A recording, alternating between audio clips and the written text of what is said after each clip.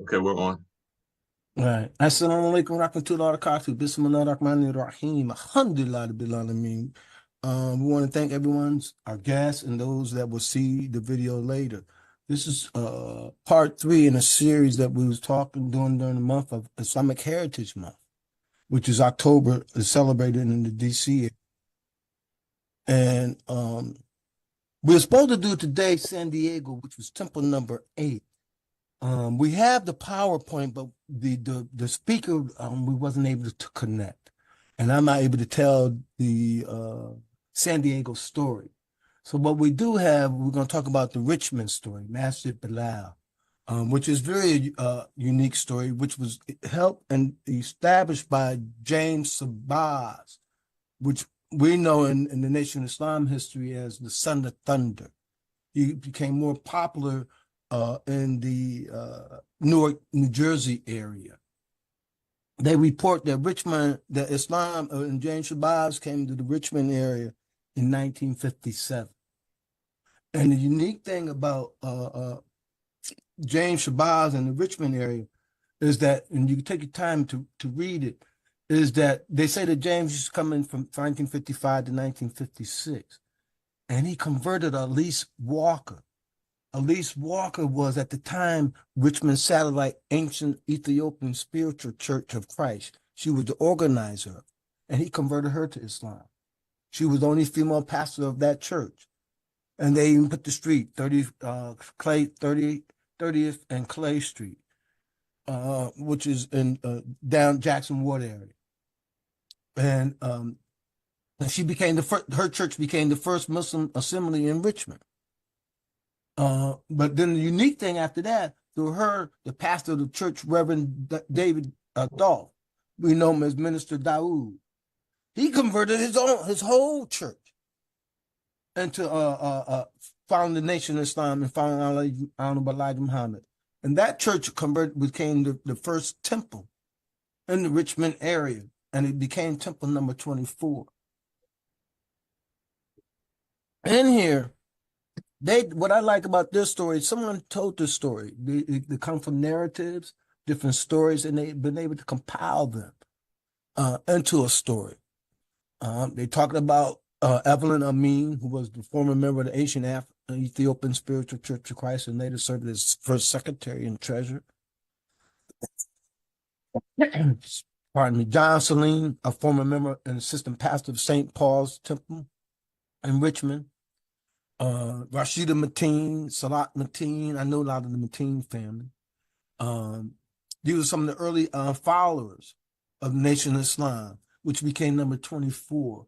Minister Lucius B.I., what we talked about, that was in Washington, D.C., he said he used to take on Elijah Muhammad down Virginia and different places on these highways where he could go around teaching Islam to the people and to the members. And we also talked last week when we talked about temple number 4, Master Muhammad, some of the early pioneers. These are some of the pioneers. This is Isaiah Kareem, who did Baltimore, was one of those that traveled. This is the James Shabazz. Wound up going to Newark and developing Newark. Before then, he's the one that they're talking about in Richmond. So we see those stories that are there, that's available.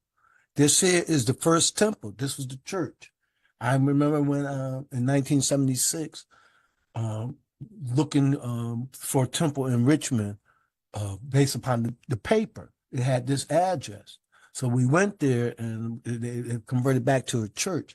But we found the old blackboard that was on the out. They threw the blackboard away. So it was on the outside, on the side of the building. So we knew that, yes, this was the temple at that time. These were some of the pioneers in 1965 and the Richmond pioneers. Up in here, this is Lonnie Shabazz. Hope my cursor is showing it. And this is Minister Daoud, or David Dolph. This is David Dolph's wife, Sister Evelyn, and may Allah bless them all, Virginia. She lived up into at least the 90s, into the 1990s. This is Brother Benjamin Muhammad and his wife, Sister Claire.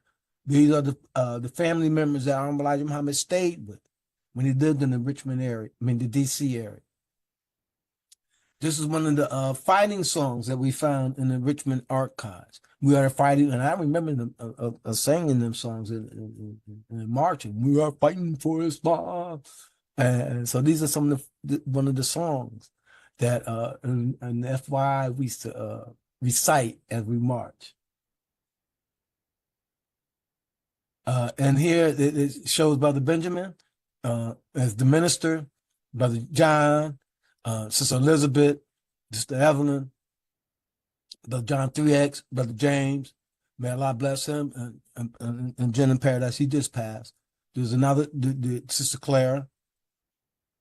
So you see some of the names. Some of the Alisa is still there.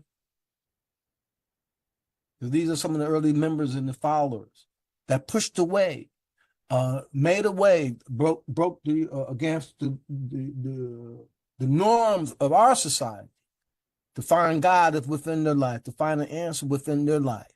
And they was taught freedom, justice, and equality, that was equal to any human being, that we had the potential to have a relationship with God. So these are some of the early sisters at one of the bazaars that they put out. This is them in '68 on a trip heading towards Chicago. Some of the early followers.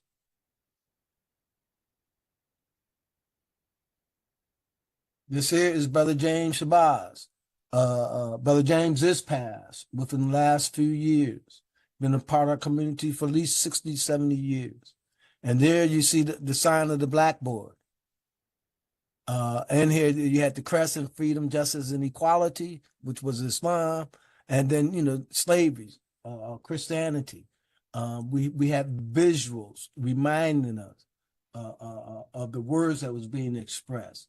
Brother Benjamin and some of the early followers in the Richmond area. Which Islam, the Nation of Islam gave them pride, give us stimulation, motivation.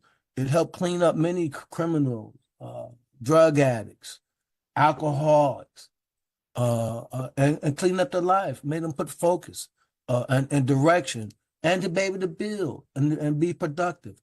These are some of the sisters in that temple in Richmond, some of the early followers, the pioneers that helped forge the way. And this is Sister Mateen. And her whole family, some of her children are still there in the community. These are the brothers in '66 and Brother Benjamin. These are brothers out in front, one of the restaurants there.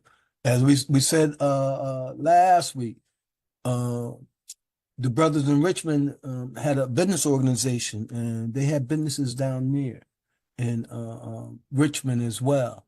This is Richmond, Virginia, holding a banquet.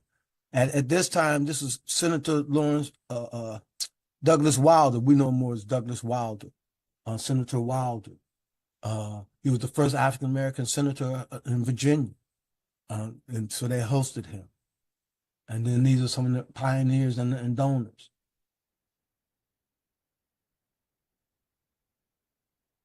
These are more of the pioneer sisters out of the Richmond area.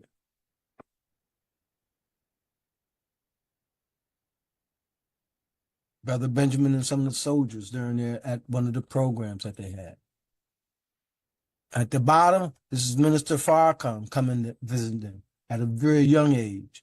Minister James Shabazz, Elise Walker. So these are some of the early pioneers, the name of the early pioneers that helped forge the way in the Richmond area in the 50s and the 60s and the 70s. When I moved in the mid-70s, I can remember some of them. Mateen Muhammad, Salah Mateen, Rashida Mateen. I remember the Mateens. James Shabazz, Evelyn Amin, Sister Eva. Minister Dawood wasn't, he was out in Power Town at the time. This is Minister Dawood's wife and some of the other pioneer sisters in the Richmond area. Here, this is a photograph. My far left is Saad El-Amin. Saad El-Amin was one of the most popular, strongest lawyers in the Richmond area. Then they brought Saad into Chicago to work in Chicago. Next to Saad is Brother Benjamin. And to the far right, and then one of the soldiers. Then to the far right is Joe Tex. We know him as Brother Hussein, but Brother Joe Tex. So he played an important role in the Richmond, Virginia, D.C. area.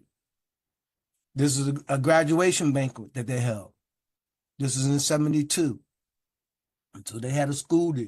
It talks about the deans and the captains of the school and those that made honor rolls. So they had a University of Islam going on as well. This here is a photograph, but this was in Washington, D.C., but this was Imam Qadir. He was one of the imams in Richmond of the 80s and parts of the 90s. Imam Qadir and his family, they have a farm out in Virginia. And alhamdulillah, I think from us, we've seen an article in the Muslim Journal that he won, got a contract. They get ready to develop a halal plant, farm plant. Minister Sultan, Elijah Muhammad's grandson. This is Brother Imam Talib's uncle, if I remember right, in North Carolina. Brother has the bookstore. Alhamdulillah. This is me at a very young age, and my partner, Harun Muhammad. We had a bookstore in Richmond during the 80s called A&H Books and Gifts Gallery. It was an African-American shop downtown in Richmond. And these are some of the brothers there parking themselves in our store. Omar Kenyatta and Brother Omar Kareem, Allah bless him in the Jannah, accepting in paradise. And eating the famous Amos cookies. Brothers used to come in our store and park themselves in our store and have a ball. In the back of the store, we had a health food shop. This is the beginning of the development of the health food shop. So within the store, we had not only a book shop, gift shop, we had a health food store.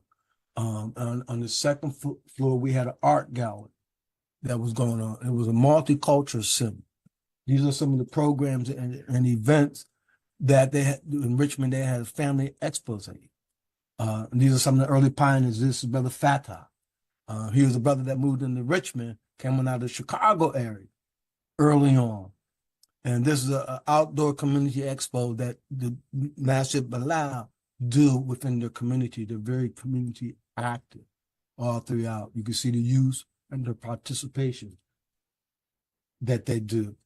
Brother Fataha, for many of us, we would hear him say boss man or boss lady. Is what we would hear him do. May Allah bless him and Jannah in paradise. And this is one of the programs that they had. And they do a lot of activities as far as feeding the community, engagement, community activities. And for a minute, Raouf, Brother Raouf, and the other pioneers during that time in their community event in Richmond. So I encourage us. Matter of fact, these pictures here that we're going to show now, when we were just in Richmond doing a community event, my sister came back and brought some photographs. These are we've been able to get ready to show now, and I know her as Sister Coffee, mother out of Philadelphia, and Sister Sakia, Sister Coffee, Sister Sakia. They lived in Richmond, Virginia. I knew them more as people from Philadelphia. Sister Barbara's Brother Fatah. They lived in Richmond. They came up out of Chicago. So Richmond had a very diverse Muslim community. At that time in the 50s, 60s, and 70s, the Muslims at that time, we was the only community. African American community was the only community. Now Richmond has quite a few different masjids and diversity. This is my Brother Mustafa, Imam Mustafa. Many people know him as Brother Greg. I met him as Brother Mustafa. Sister Linda Kareem. I'm going to stop here for a minute. This Sister Linda Kareem is the wife of Brother Benjamin Kareem. Brother Benjamin, Kareem, Allah bless him in paradise, forgive me for his sins, was the brother that opened up for Brother Malcolm the day that Malcolm was assassinated. When you see in the movies, they say that make it plain. They tell the brother, make it plain. That was Brother Benjamin. He was right before Malcolm was assassinated. It was Benjamin that was speaking. Also, you see in the movie clip, there was a young brother after the brothers surrounded the police station. There was a young brother that came into the restaurant, told Brother Minister Malcolm that he wanted to join him. That was Brother Benjamin. One of the stories that I can remember Brother Benjamin pointing out to me, and then I think that's very unique, is that he said that Malcolm had an organization, a team. One of the roles that Benjamin's job was to read the newspapers, all the international news, and make the clips to inform Malcolm. And he explained that different people had different roles to bring information to Malcolm. So he gave us an insight into Malcolm leadership strategy, and this is what we need to do. So this is where I stopped this talk about Sister Linda Kareem, Sister Valerie, and Brother Ray's wife. It's not a pioneer sister. Brother Umar Kenyatta. So these are the different events that the community holds. This is a brother-sister team. A brother-sister team, Sister Gloria Bilal, Sister Walla. This is the last event. In Richmond, they celebrate July as Islamic Heritage Month. So we went down to do our presentation, and there is where we introduced our new exhibit. We expanded our exhibit that we not only be inclusive of telling a woman's story, we tell the masjids, show the different early masjids. And another story that we do, we tell the different Muslims that come around, that's been a part of America from around the world, the Bosnian story, the Palestinian story, the Bangladeshi stories, the Turkish story, the Somalian story, the Afghan story. As part of the exhibit that we have developed, this Senegalese story. Because now they make a part of American story. Early on, it was our story, the African-American story. But come out to learn is that the first Islamic organization was developed by the Bosnians in 1902. The brother that built Sears Twin Tower was a Bangladeshi. Another unique thing that many of us didn't know.